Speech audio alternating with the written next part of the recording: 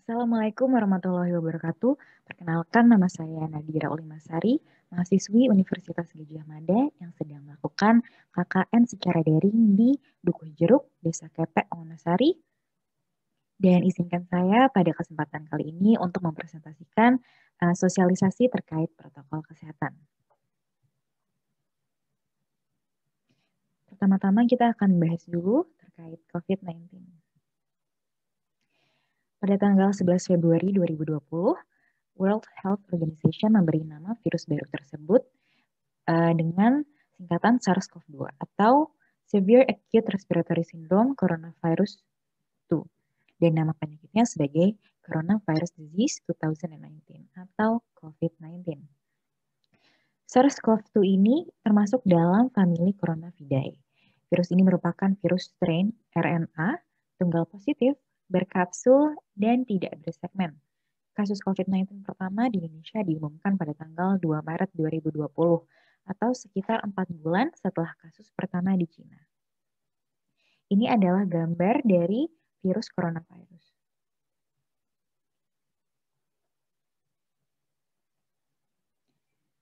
Sejak diumumkan pertama kali ada di Indonesia, kasus COVID-19 itu meningkat jumlahnya dari waktu ke waktu sehingga memerlukan perhatian khusus. SARS-CoV-2 ini sensitif terhadap sinar ultraviolet dan juga panas. Efektif dapat dinonaktifkan dengan pelarut lemak atau lipid solvents seperti ether, etanol 75%, etanol, disinfektan yang mengandung klorin, asam peroksiasetat, dan kloroform, kecuali kloreksidin.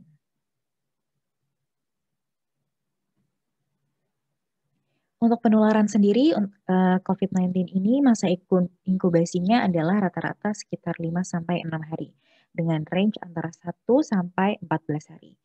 Resiko penularan tertinggi diperoleh di hari-hari pertama penyakit, itu disebabkan oleh konsentrasi virus yang tinggi pada sekret. Orang yang terinfeksi bisa langsung dapat menularkan sampai dengan 48 jam, bahkan sebelum muncul gejala, atau yang biasa disebut sebagai presimptomatik, sampai 14 hari setelah munculnya gejala. Periode presimptomatik ini memungkinkan virus untuk menyebar melalui droplet atau kontak dengan benda yang terkontaminasi. Jadi, untuk transmisi dari virus ini itu bisa 3 cara, yaitu droplet, ketika tidak pakai masker, lalu kita ngobrol dengan orang yang terinfeksi, itu bisa kemungkinan ada transmisi virusnya. Lalu yang kedua adalah kontak langsung, seperti berjabat tangan, lalu menyentuh daerah muka. Dan yang ketiga yaitu kontak tidak langsung, ketika kita tidak sering-sering mencuci tangan, lalu memegang permukaan-permukaan seperti gagang pintu, lalu dipegang oleh orang yang sehat, lalu orang yang sehat itu memegang daerah mukanya, terutama mata, hidung, dan mulut. Untuk gejala COVID-19 sendiri, gejala awal infeksi virus corona atau COVID-19 itu bisa menyerupai seperti flu, contohnya demam, pilek, batuk kering, sakit tenggorokan, dan sakit kepala. Nah, setelah itu gejalanya itu bisa hilang atau sembuh atau justru malah memberat. Penderita dengan gejala yang berat bisa mengalami demam tinggi, batuk berdahak, bahkan berdarah, terus sesak nafas, dan juga nyeri dada. Gejala-gejala tersebut muncul ketika tubuh itu bereaksi untuk melawan virus corona. Secara umum ada 3 gejala yang bisa menandakan seseorang itu terinfeksi virus corona. Ya, ketiga itu adalah yang pertama demam, yaitu suhu tubuh di atas 38 derajat Celcius. Yang kedua adalah batuk kering, dan yang ketiga adalah sesak nafas. Tapi ada beberapa gejala lain yang juga bisa muncul pada infeksi virus corona, meskipun dia itu agak jarang. Contohnya diare, sakit kepala, konjungtivitis, hilangnya kemampuan mengecap rasa, hilangnya kemampuan untuk mencium bau, dan juga ruam di kulit. Nah, gejala-gejala ini umumnya muncul dari 2 hari sampai 2 minggu setelah terpapar virus corona. Jadi, terus habis itu sebagian pasien yang terinfeksi virus corona bisa mengalami penurunan oksigen tanpa adanya gejala apapun. Kondisi ini disebut happy hypoxia.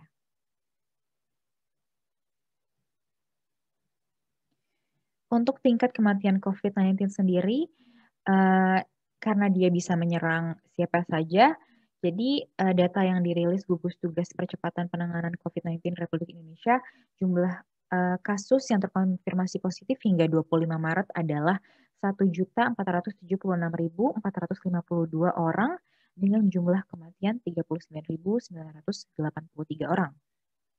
Tingkat kematian atau case fatality rate akibat COVID-19 adalah sekitar 2,7%. Kalau misalnya dilihat dari presentasi angka kematian yang dibagi menurut golongan usia, maka kelompok usia di antara 46 hingga 59 tahun itu memiliki persentase angka kematian yang lebih tinggi dibanding golongan usia lainnya. Sedangkan berdasarkan jenis kelamin, 57,1% penderita yang meninggal akibat COVID-19 adalah laki-laki dan 42,9% sisanya adalah perempuan. Sekarang kita akan membahas tentang penerapan sanitasi pangan, terutama pada UMKM pada status darurat COVID-19. Nah, yang pertama itu diperlukan penerapan good practices atau cara produksi pangan olahan yang baik, atau CPPOB. Nah, CPPOB ini dalam produksi pangan olahan dilaksanakan sesuai dengan ketentuan peraturan perundang-undangan yang ditetapkan oleh Menteri Perindustrian Republik Indonesia. Lalu yang kedua adalah dengan menjaga higienitas karyawan, yaitu penerapan pola hidup bersih dan sehat itu sangat penting dilakukan oleh setiap karyawan. Hal-hal yang harus ditekankan oleh setiap karyawan dalam penerapan hygiene yang baik adalah yang pertama pastinya adalah mencuci tangan dengan sabun dan air yang mengalir. Lalu yang kedua, kalau misalnya nggak ada sabun dan air mengalir, alternatifnya adalah digunakan hand sanitizer. Lalu yang ketiga, rajin untuk mendisinfeksi permukaan yang sering disentuh secara berkala.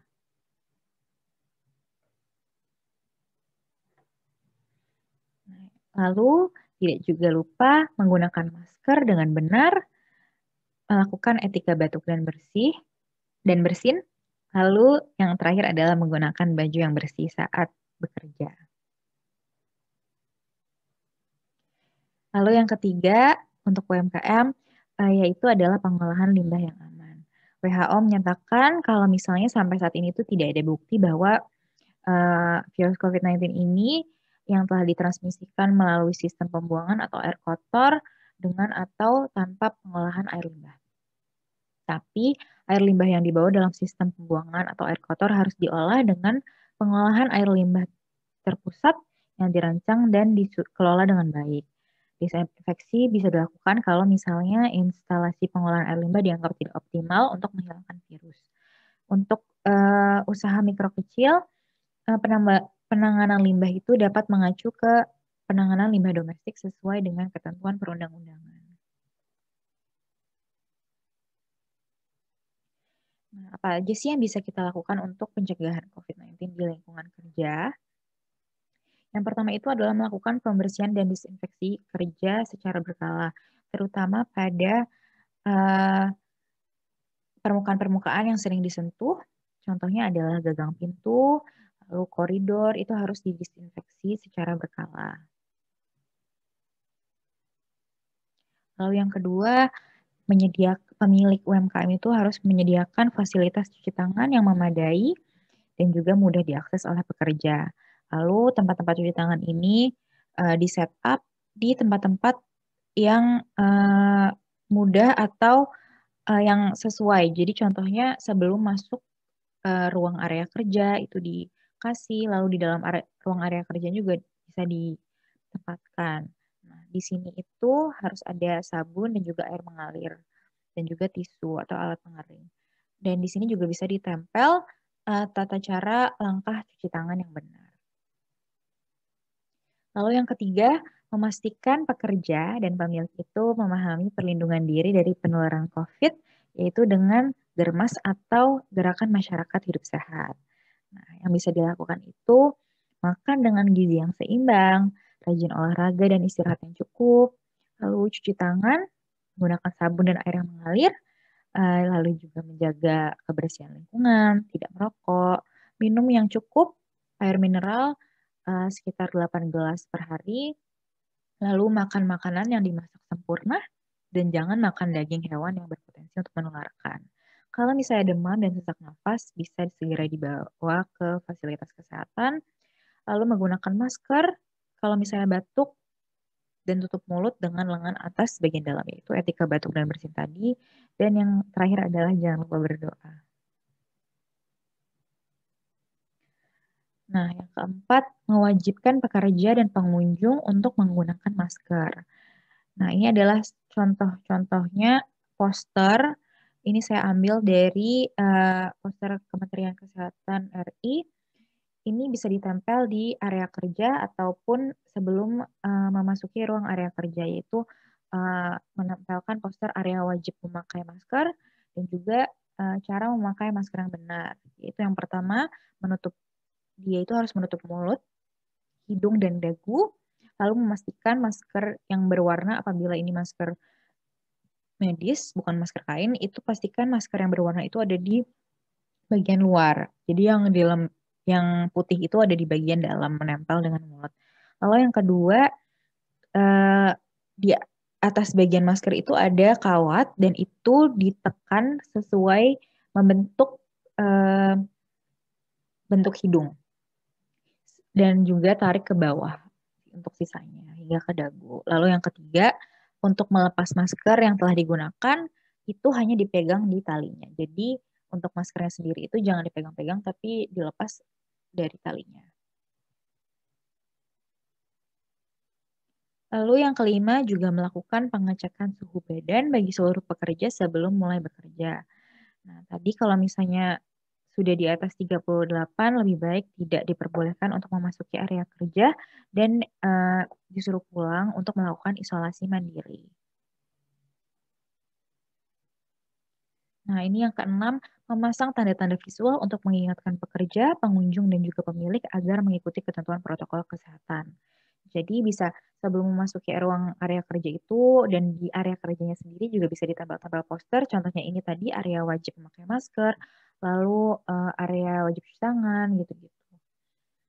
Nah, ini juga selain sebagai penanda, ini sebagai pengingat di awal-awal, ini juga untuk mengingatkan selama bekerja juga. Lalu juga bisa untuk diterapkan apabila sulit untuk diterapkan oleh pekerja, bisa dilakukan sistem pemberian sanksi. Karena ini tuh cara-cara yang kita lakukan merupakan upaya bersama.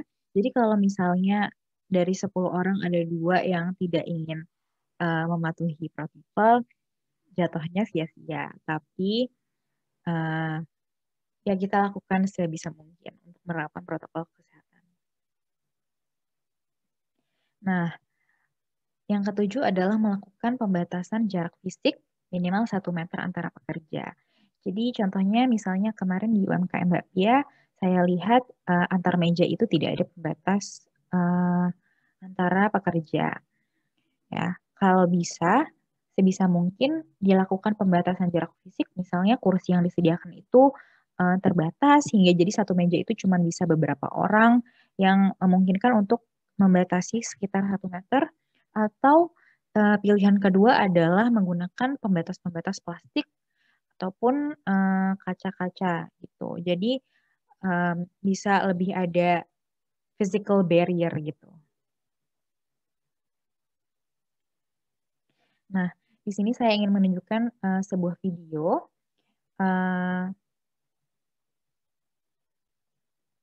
Ya, sekarang saya ingin menunjukkan sebuah video, yaitu seorang suster yang menunjukkan gimana sih caranya kuman-kuman itu menyebar. Terutama kan orang-orang sekarang tuh bilang ya udahlah kan pakai gloves, terutama kalau misalnya pakai gloves. Di sini dia mau nunjukin kalau misalnya sama aja kalau pakai gloves tapi nggak cuci tangan atau tidak. Kita lihat aja ya di sini. Dia ingin menunjukkan gimana sih kontaminasi silang itu terjadi.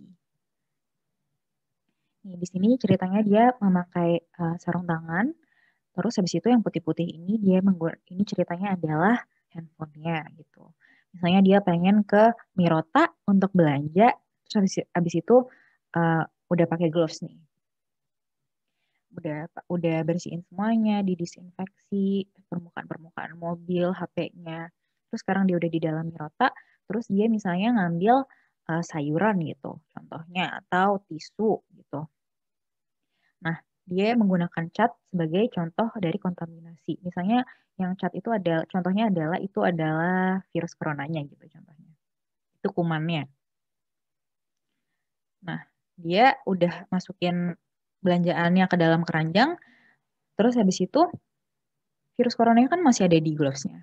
Tapi dia megang-megang barang yang lain, terus habis itu, oh iya mamanya telepon. Terus habis itu, oke, oke Bu, apa aja yang ketinggalan? Terus minta beliin sesuatu, ibunya megang-megang HP, udah HP-nya udah kena virus coronanya lagi. Terus habis itu dia megang-megang yang lain, belanjaan yang lain. Terus habis itu dia yang namanya kontaminasi silang. Terus hidungnya gatel, dia garuk-garuk, itu kena virus corona atau kuman lah istilahnya. Terus habis itu dia telepon pakai HP-nya, semuanya kena di muka gitu.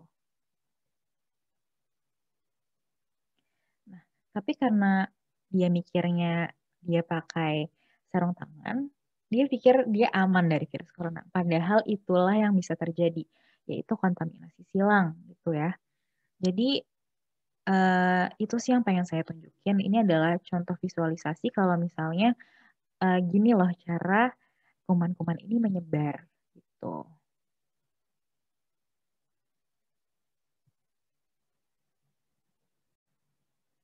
Ya, dan ini adalah salah satu contoh poster-poster yang bisa ditempel. Itu patuhi protokol kesehatan sama pandemi. Di sini ada gunakan masker, lalu mencuci tangan, cek temperatur, disinfeksi permukaan, pembatasan jarak, dan juga hindari untuk menyentuh wajah.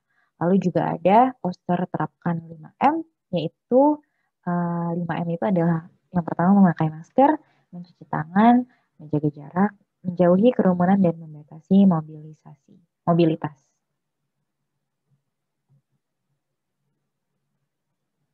Lalu ini adalah poster-poster individual terapkan 5M. Ya. Sekian presentasi dari saya. Mohon maaf apabila ada kekurangan dan kesalahan. Saya harap video ini bisa bermanfaat bagi siapapun yang menonton. Wassalamualaikum warahmatullahi wabarakatuh. Terima kasih.